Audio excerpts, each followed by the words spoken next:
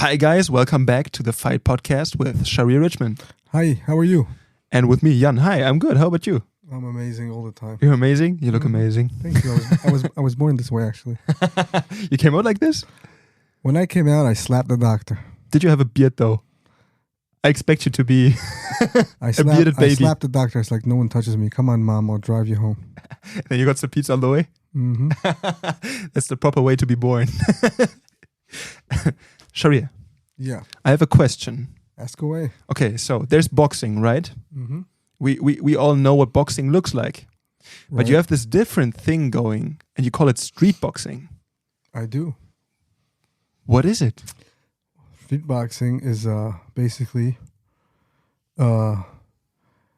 taking boxing, so taking real striking that everybody knows that boxers have the best punches. Mm-hmm. And taking, and I mean, leg movement and body and all that. Good boxing and applying it to the street. Now, okay, so how we apply it to the street? Well, first of all, even without touching it, it's still I think boxers are very dangerous in the street Mm-hmm. just because they like to fight and they're used to punching and hitting and getting hit.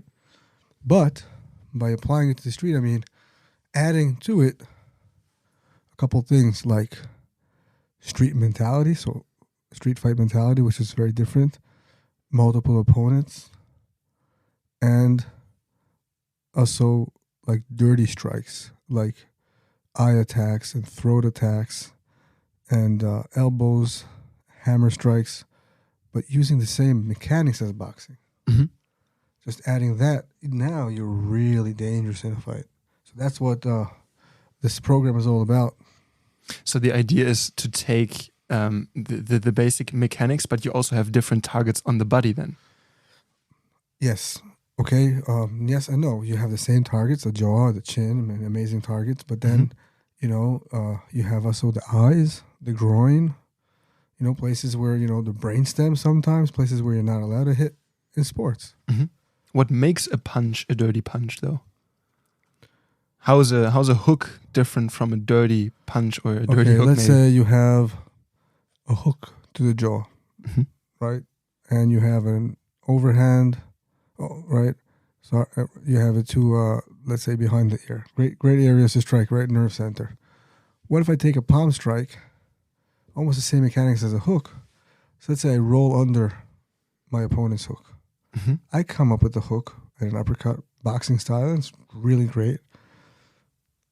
But I also could come up and hit him in the brainstem with an elbow or a palm strike and just finish the fight on the spot. Mm-hmm. Same mechanics as a hook, same mechanics, the roll is the same roll, everything's the same, just the mindset is different. And the fact that we don't have gloves on gives us a lot of advantages. Also flowing between street boxing and street wrestling all the time. Same idea, because we don't have the gloves on. So we use gloves in every class, because we do sparring in every class. But also, let's take the gloves off. Let's explore what we could actually do to our advantage when there is no gloves. So, Mm-hmm. of course, you could come up just boxing. Many times you do, and it's amazing. But you want to be as effective as you can be in a fight, right? That's how you're going to win the fight, Mm-hmm. right? A fight is short, 3 to 12 seconds. That's the fight. So I come up with the hook. Okay, you might be effective, you might not. I come up, brainstem. I come up, take his eye out. Boom. Take a guy's eye out, fight's over. So what makes it dirty is the approach to fighting. What It's makes not it dirty being is striking only at vital areas. Mm-hmm. That also areas that you don't work on when you spar. So the vital areas, right? The definition is a place where you create damage on the spot, or potential to damage at least, right? Mm-hmm. So when you spar, when you box, Potential to damage meaning if you don't hit Stop it correctly, him down. it's not. But the potential is there to hit properly. exactly. So Mhm. look, like when you spar, when you box, when you do sports fighting, what's the vital areas you usually hit? The chin and the jaw and the temple, behind the ear sometimes, right? But that's it. But there's so many more out there. You just have to work on them. Maybe the stomach area Solar sometimes plex, with the body shots. solar plex. I'm Mhm. talking about the face though, Mhm. right? That's more common. But there's so many more areas. Just have to, you have to create a healthy habit of attacking to those areas. Mhm. And you don't do it if you just do sports boxing. You're a very dangerous fighter. Like I said in the beginning, I believe they're one of the most dangerous people in the street just because they can box. But if you take that ability and you apply it to the street correctly, then you're really, really a badass. Mm-hmm. So the approach to vital areas, the idea is to not only hurt someone, but to have an effect on their body. Like how would you? The idea is to create damage, right? What's the difference between damage and pain in a fight? Adrenaline, right? A fight is short, a couple seconds. During that time, your enemy is going to feel no pain just because of adrenaline. So let's say you gave him a leg kick as hard as you could. That 3 to 12 seconds, he's not going to feel it. Mm-hmm. He's going to feel it afterwards, maybe even the day after, yeah. Well, a few minutes after, whatever. Maybe you go home, take a shower. It's like, oh, my leg, right? That asshole, he hit me. Now he remembers it. Mm-hmm. But during the first few seconds of the fight, you don't feel anything, right? But if you get hit directly on the chin during the first few seconds of the fight, you go down, knocked out. Doesn't matter if it hurts you or not. In fact, a knockout usually doesn't really hurt that much. Okay? What if someone, you take someone's eye out? Doesn't matter if it hurts him or not. He can't see. That's what I mean by damage. It has nothing to do with pain. The guy can't see, right? And so on and so forth, right? I hit you in the solar plexus with a knee really hard. You can't breathe. I don't care how tough you are. It's gonna stop your breathing. So it's about taking away vital functions, be exactly. it seeing, being damage. consciousness, whatever. Creating damage, slowing your enemy down by creating damage. That's what, in many fights, in many battles, that's what you want to do. You want to slow your enemy down. Damage does that. And you said that you switch these things up. Like you said, for instance, street boxing and street wrestling. I guess for wrestling, it's a little bit harder to approach it like with street boxing. Okay, I'm just going to hit areas where I wouldn't usually in a fight, or I can use parts of my body to strike that I wouldn't be allowed to in a boxing fight. So street boxing, you could kind of say, is like boxing without regulation. What is the approach to street wrestling then? Applying wrestling to the street, simple as that. So, if I have a good collar tie position, that's great. I could use it to snap you down, to go for a single leg, all great moves. But I could also use it to give you the hardest elbow you're ever going to get in your life. Because I'm controlling you. Right? And the person who's better in the clinch, it's important to understand. The person who's better in the clinch is the person who's going to win the fight. Because he's used to close contact, and a fight's always close contact. He's used to putting that pressure on you. So if you take that ability of pressuring someone, constant pressure, and you just add a few striking drills to it, dirty strikes, you're going to crush everybody. And also you wouldn't do certain things that make sense in a wrestling competition. For instance, you might want to refrain from getting on the ground. Exactly. But it goes more than that. The wrestling that we do so much, it just goes more than that. It has to do with control. We use it in the pro courses for control and restraint. We use it against a knife. You tell someone, listen, control the hand with the knife. The more wrestling you do, the more grappling you do, the easier it's going to be for you to control things, because you start to understand the mechanics of control. You start to understand that you got to get a joint. You start to understand how to apply body weight, all those things. It's priceless for a street fight.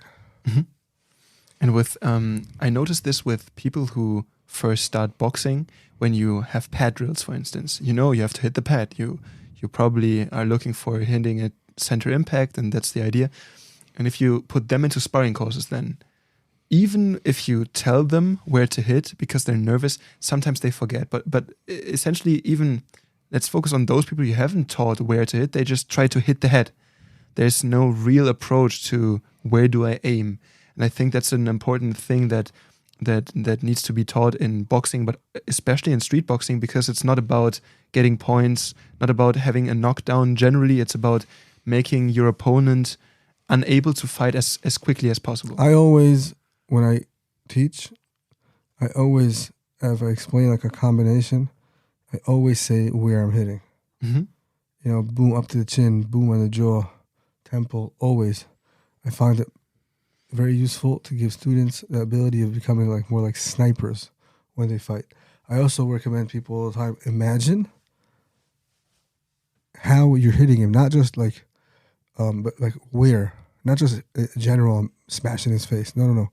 Imagine his jaw breaking. Imagine how you're cutting up his eye socket, etc., etc. I also find that makes people more accurate. Because that might sound weird at first, but it has to prepare you for actually hitting someone. That's the idea. Also, like when I work with pads with people, I say, listen, you can focus on hitting me with the two big knuckles, so that automatically they twist their fist.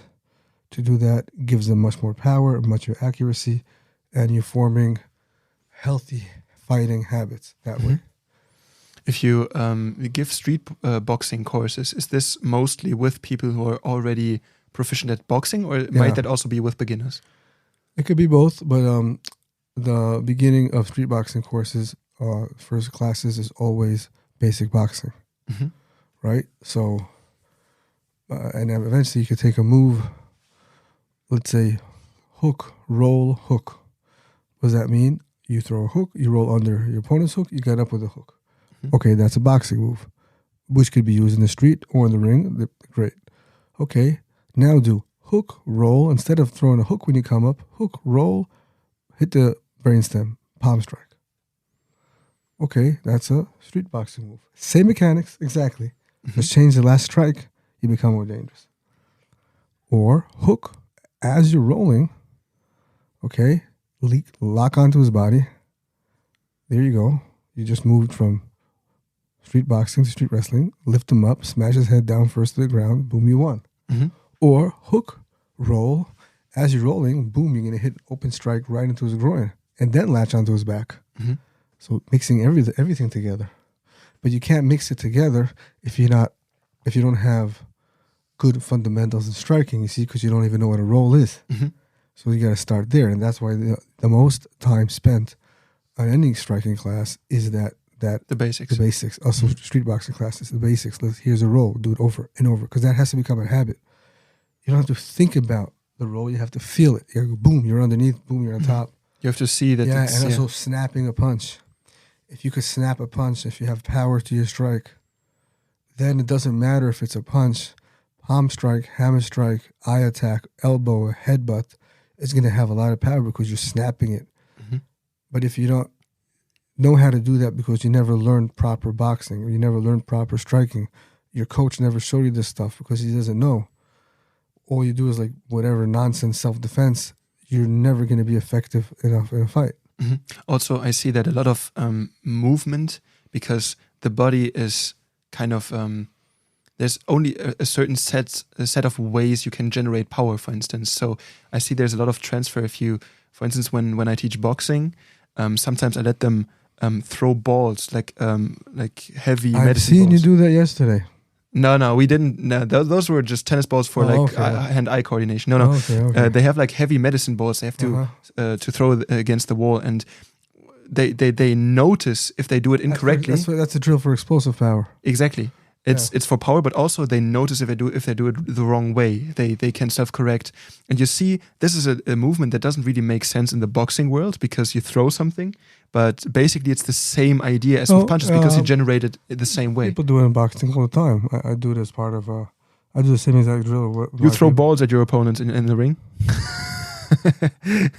I mean, it doesn't make sense in the ring, but it's a great way to have one way of getting to know the movement. I also do box jumps with my guys as part of circuit training if they're getting ready for a fight sometimes. Doesn't mean they jump on boxes in the ring. Yeah, that's what I'm saying. That's exactly what I'm saying. Yeah.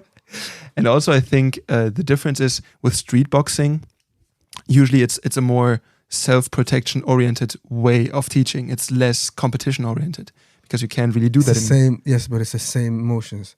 And in fact, there are people in different places around the world who just do only ICCS and they compete in boxing. Okay. And they do just fine. They do great. Win some, they lose some, win more than lose. And also they're, so just because it's the same motions. So if it's a hook at the end of the movement or palm strike, it's the same body mechanics. It's just a mindset you got to change with people. Yeah, that's what I was gonna lead towards. When you talk about boxing, the objective is clear. You're in a ring. There's two people. Both of them are competing. I have to hit him or her. She has to or he has to hit me. And there's certain areas where we're allowed to punch, certain ways we're allowed to punch, and then there's a certain margin we can move inside of these set of rules. But with street boxing, it's different. So the idea is to use this set of tools to how is it different? Neutralize. The idea is there might be multiple opponents, there might be weapons, there might be... The idea is to destroy your enemy, right, in a fight. That's the idea of a fight. But your enemy doesn't have to comply to rules on the street whereas he does in the ring. So that makes it easier for you. You don't have to comply to rules either. Yeah. So that's the thing. Look, you're there to win. Mm-hmm. You're there to win. Only difference is between the ring and the street is that you cannot lose in the street. That's not an option. So because it's not an option, you got to be a lot more violent. And you have a lot more tools. Yeah, your enemy has tools too, but you have more tools. Mm-hmm. You have more tools and you've been training more. Right? That's the whole thing. Mm-hmm. That's the whole thing. But so it's similar in a way and different in a way, yeah.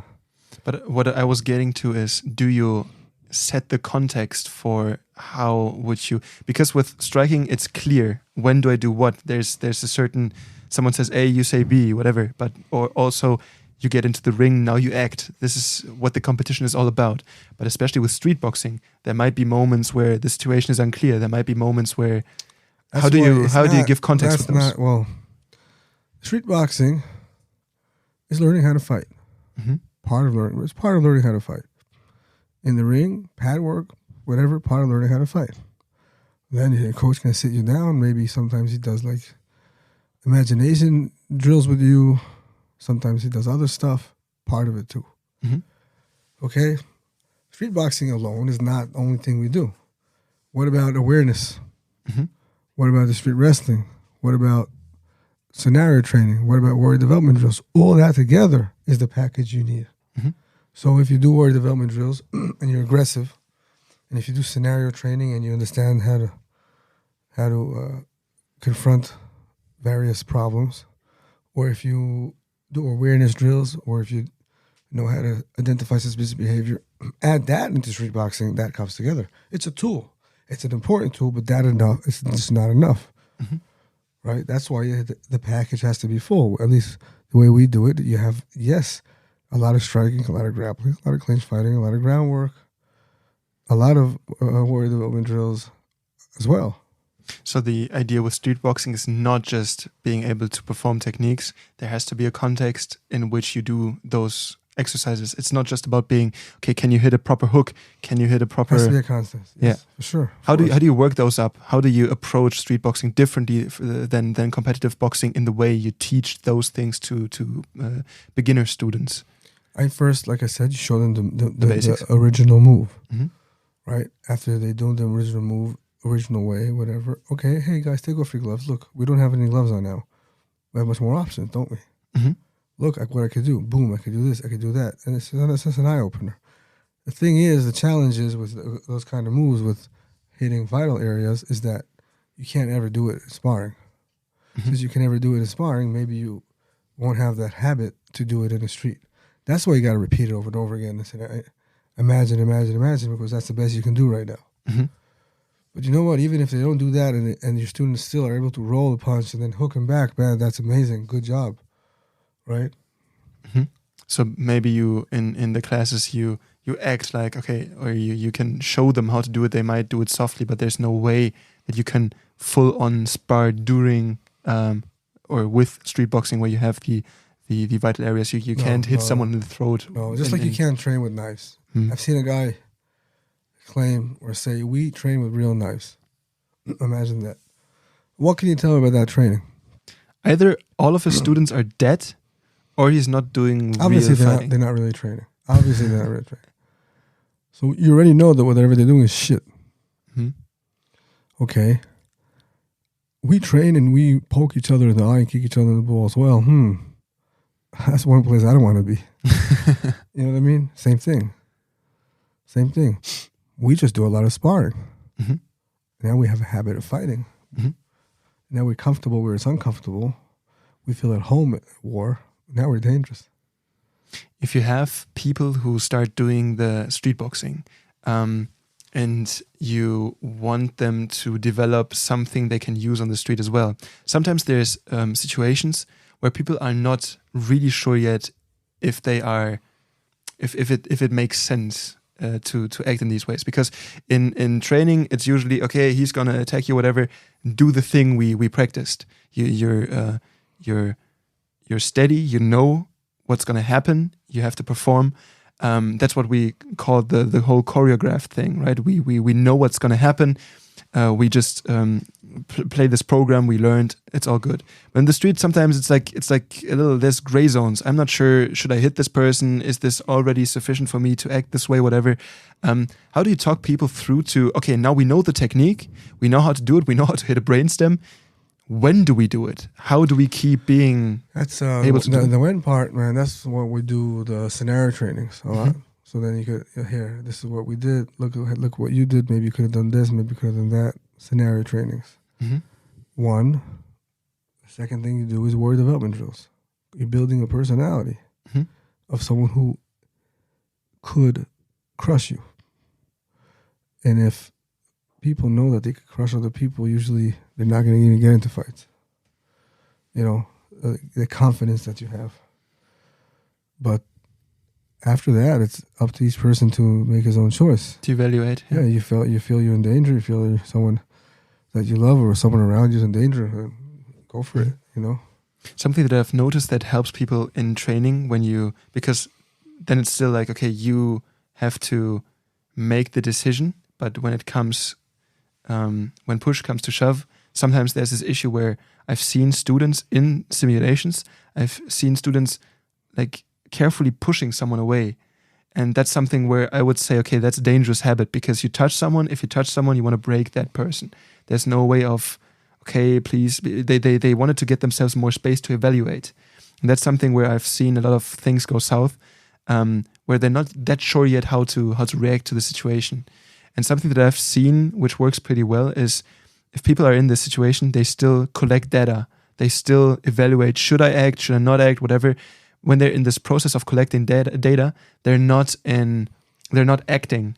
And to switch over from collecting data to actually acting is a process that takes some time, because you evaluate, you decide, you plan, you go through. It takes some time. When you're already acting, it's less distance you have to make to. So I usually, when I talk with these people, especially in the self-protection kind of way and not in the competition ones, I talk to them about staying or moving, keeping moving, the hands, the legs, whatever, because then the jump isn't as high as standing statically and then switching over. Because that's the issue with a lot of training is when you know you're gonna be attacked, you know you have to act. So there's this thing when you're not that sure yet. On the street, it's not that black and white. Maybe there might be a thing where you have to be preventive. Maybe there has to be a thing where you might rather react to something. I think there's a lot of gray area that is sometimes very difficult to display in training.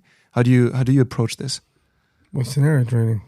You just sometimes sometimes your trainees they in those scenario trainings they don't necessarily attack each other. Right. So it's also you get to a certain point where it's going to be a waste of time, and then you stop. Because there's so many different scenarios, so many different things can happen.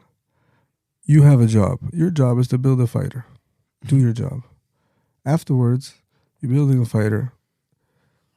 You hope that training will kick in the real thing. And most times it does. Most times it does. And then he'll be fine.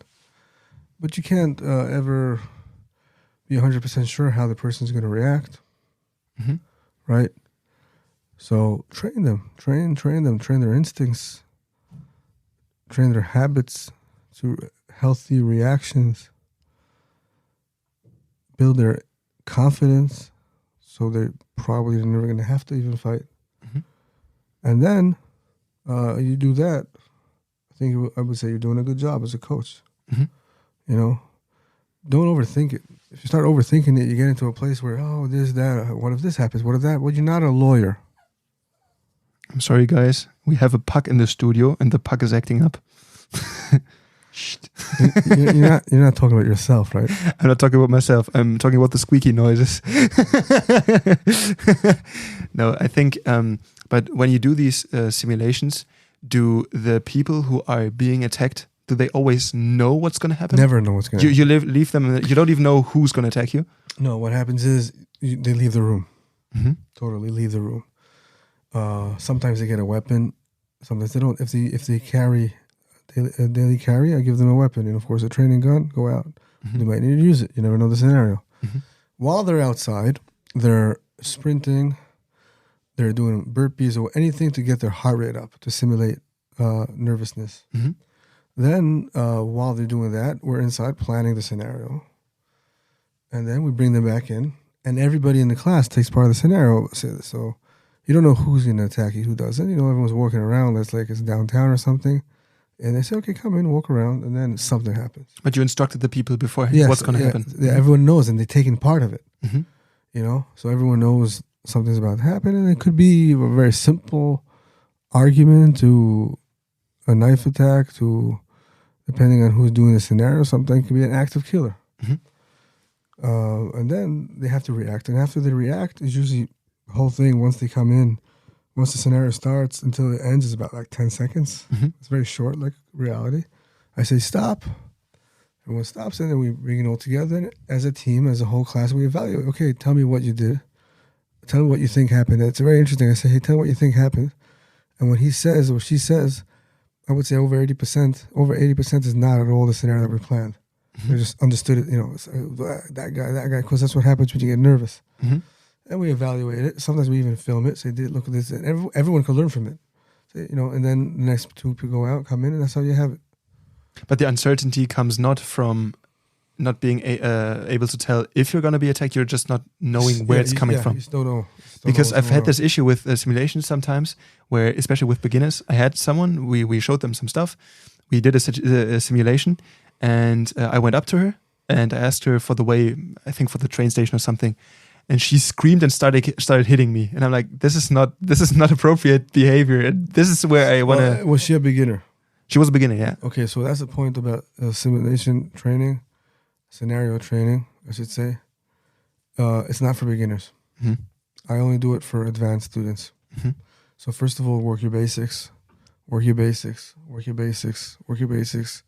Once I know that the student will pass the scenario, I only then test him in a scenario. Mm-hmm. If I think that he'll fail big time, I don't even do it because I don't want to shatter his confidence in himself right from the beginning. Mm-hmm. So next time, do it with more advanced people. Mm-hmm. Are you also focusing the scenario to ask certain specific things from that person, or is it just to be disorienting? Depending on who goes out, mm-hmm. I will have a different scenario. Sometimes it's the same scenario because it could happen to everybody. Like a knife attack or like an argument and then a knife attack or something like that. But if I know, let's say the two people going out now are police officers, I might give them a totally different scenario. Mm-hmm. You know, one that's a little harder to deal with. It might be an active killer scenario. It might be an active killer and then another one pops out somewhere else. Would you think that it's over? Because then they say, hey, what you do wrong? Well, you thought it was over. You didn't scan. Now you know you have to scan. Mm-hmm. It's not over till it's over. Stuff like that. Something that I've run into a lot with Krav Maga is they differentiate between training in general, and then there's specific training for women. Those are like I don't know what they think, like the special dirty tricks, whatever.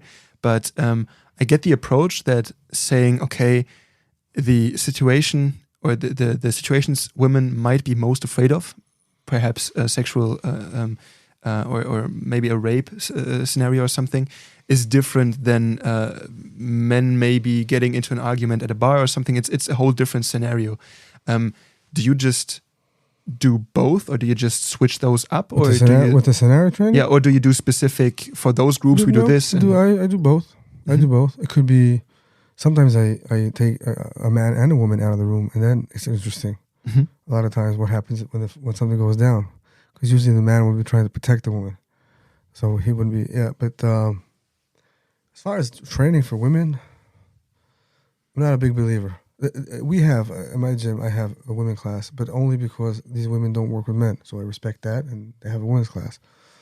But really, women should be working with men. as far as preparing for battle, because that's what you'll have to fight.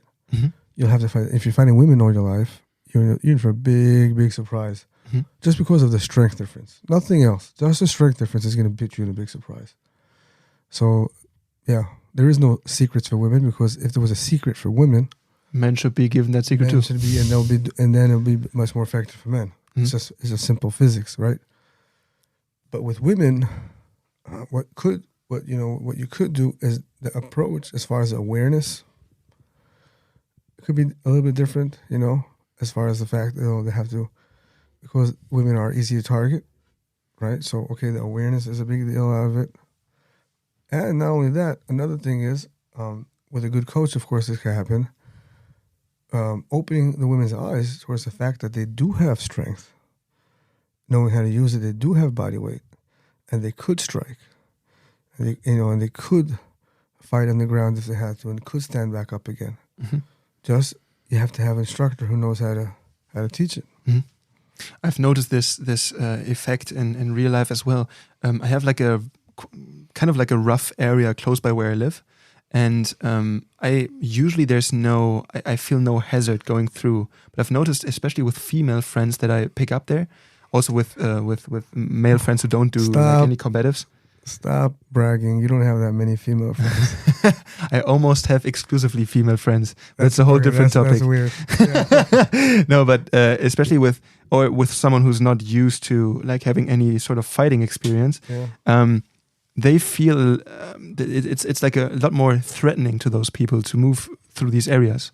Even though I would have thought at first, because you do some fighting, you have a more realistic approach to fighting, and you know how much you could get hurt. Yeah, but you have confidence. But you have confidence as well. If you have confidence, you project confidence, and someone who projects confidence usually doesn't get attacked. Mm-hmm. Because someone with confidence and aware of his surrounding area is usually automatically a hard target, and people look for easy targets. Simple as that. Right? Simple as that. So if you're trained and you walk around like you're trained, you handle yourself, your body correctly, people see that. Mm-hmm. Yeah, I don't know, but I don't want to mess with that guy. But if you're afraid just seems like an unnecessary hassle. It just seems like that guy is not an easy, I don't want to mess with that guy. Look, an attack is never random. Right? So how does someone, a bad person, an attacker, how does he choose who to attack? How does he find his prey?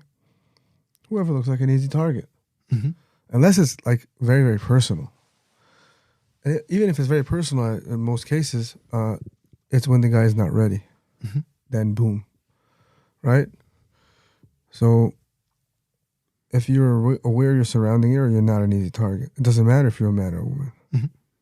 You said earlier that the woman courses you have in the gym, you respect that they don't work with men. Do you have, like, is it a constant thing, or can they stay a certain amount of time and then they have to? It's a constant thing. Mm-hmm. It's a constant thing, but some of them eventually make the move to the mixed classes. Mixed classes. Once they see it, wait a second, they see that they're lacking, because they don't work with men. They're lacking a big, huge part of the training, so they make the move naturally. One of the trainers in our gym here once asked me to be like a dummy, or like a. I understand. For like a simulation for the women's class. Yeah. I went there, and the interesting thing was there was especially one participant I remember.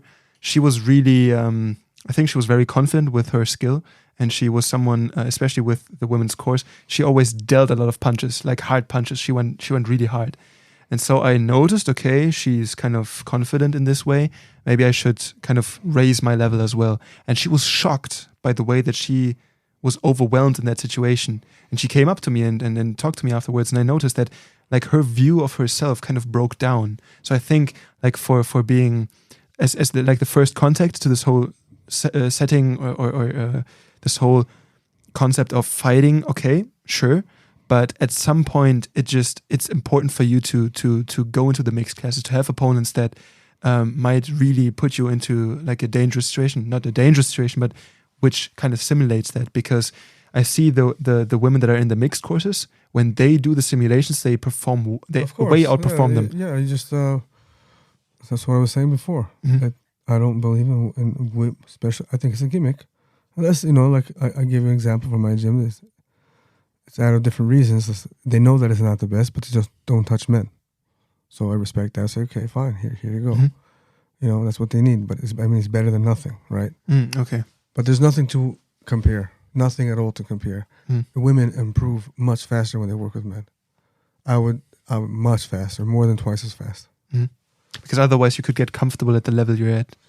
Otherwise, you just don't really feel the threat. It's the same as fighting with stronger opponents as well. You have to challenge yourself. If you're the one who's winning all the time, you're not learning anything. I said that before. If you're stuck where you are, you're just going backwards. Mm-hmm. And also, it's the same with fighting with someone who might be in a different weight category, who might be taller, who might be heavier. All of these things, because one, you get more experience fighting different kinds of opponents, also with different techniques. But also, you have to adapt to their settings. Like you have to adapt, okay, this one I might have to fight long because he's smaller than me. Maybe this one I have to do a whole different thing because he might be taller. There's all of these different approaches to these. I think, for instance, the two of us, we grappled yesterday, and it's the same thing where I'm very... We did? Oh, okay. We did. And I was very comfortable with, or I was very confident in something I did, and you just grabbed your arm and nothing worked pretty much. I was just playing with it. So that's for instance, that's something where you have to see these things that might have worked like 200 times in the past. You might approach someone where it doesn't, and then you have to be able to flow. Then you have to be able to improvise. And it goes back to what I always say: being able to flow is what makes you a good fighter. Mm-hmm. Exactly. Yeah. So that's basically the different approach from competition fighting and street fighting, where competition fighting is the same thing. It's the same exact thing as far as flowing. It's the same thing. What if your go-to move doesn't work? Then what? Then you've been training all your life. Well, okay. And there's also that idea, without naming any specific names. There's people who are very big into preemptive attacks in the street. Okay, bam, bam, bam, bam, bam, you win. What if bam, bam, you don't win? What if bam, bam, he hits you back, boom? Then what do you do? What if you don't get to make this first now move? What? Yeah. Now what? So that's one dimension all the time. A fight's not that way. It doesn't work like that. You got to prepare for all scenarios, and preparing for all scenarios basically means you got to do a lot of sparring with a lot of different sizes of people, men, girls, everything. Also, I think sparring and the warrior development drills, they usually, it might sound weird to someone who hasn't done them, but they prepare you for being hit, which is one of the most important things mindset-wise, I think, for fighting. Because if you're prepared to be hit, there's nothing you have to be afraid of when you fight. You shouldn't fight. This is something we talked about in the past.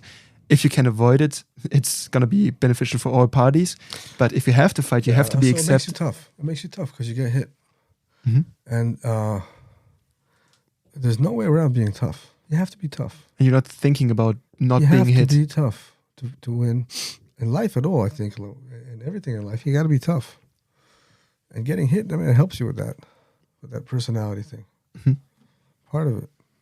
I think it's also when you overthink while you fight, it kind of slows down your performance. It's also a lot, with beginners, the way I see it, it's also a lot of times on the coach's response to how you get hurt. I'm not going to let anybody really get hurt in my class, obviously. It's as safe as could be. Sometimes things happen. Guy gets punched the first time, he gets a little nervous, and you're like, oh, okay, sit down, relax, take it easy, you want some water. You're raising a wimp. That's what you're doing. But if a guy gets, hey, nothing happened, keep your hands up, keep moving. He's like, okay, nothing happened, keep my hands, keep moving. And next time he's not even going to notice it. Yeah. Same thing with kids. You see a kid falls on the floor. If his parent is like, oh, sweetie, you okay? Then he starts to cry. Yeah. In a lot of cases, he falls down, get up, keep moving. He gets up, keeps moving, nothing happened. Same idea. I think the only thing that makes this hard is, especially if you own the gym you train at, for instance, you have to have customers there. And if you have this thing where you're like, okay, this wasn't as bad, just keep fighting. I think it's very important for the people you're training to have this experience, to be like, oh, I got hit and it wasn't that bad. But also, then there's sometimes people who think like, okay, I don't belong here. Well, and then it's no, like, no, I don't agree with that because we said from the beginning we're not big fans of heavy hitting, heavy sparring. So if we're not doing heavy sparring and by mistake someone hits you, and it's by mistake or not, but it was a little bit hard, but it's not. We're not going crazy. And you say, listen, man, it happens. Keep your hands up. You'll be fine. He'll respect you more for that. He'll come back over and over again. And if the guy quits because of that, he probably would have quit anyway a month from now, 2 months from now. It's just not for him. Like we said, fighting isn't for everybody. You haven't lost someone because exactly. either way. Exactly. Okay. Exactly. So would you like to wrap up the whole topic? What's the difference between competition fighting, street fighting? Just like the overview. The mindset. The mindset. The add-ons of what you could do in the street that you can't do in competition. After that, the mechanics are the same. It's just a mindset. You got street, hey, I got more options. Because if you look at the training, sometimes it looks very similar. It is exactly the same. You practice training, the jabs, the punches. Most courses, same training. Last 10 minutes, hey, take off your gloves. Let me show you a few stuff. That's how it works. Like sprinkle some street in. Yeah, exactly. And also give some context. You explain those. Exactly. Makes sense. Here, let's apply it to the street. Sharir, thank you very much for explaining this, Thank for you. clarifying, No for problem. lifting the whole mystery around. If you want to do another round of grappling, we could do it right now. Okay, let's go. All right. Okay, see you guys next week. Bye-bye.